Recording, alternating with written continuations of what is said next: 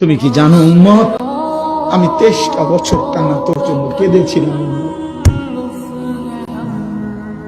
আমি এমন কাঁদা কাঁদছি রে উম্মত তোদের জন্য। এশার নামাজের পরে দাঁড়াইছি, ফজরের আজান পর্যন্ত আমি আমার মালিকের কাছে তোদের জন্য, উম্মতের জন্য চোখের পানি ফেলে কাঁদছিলাম।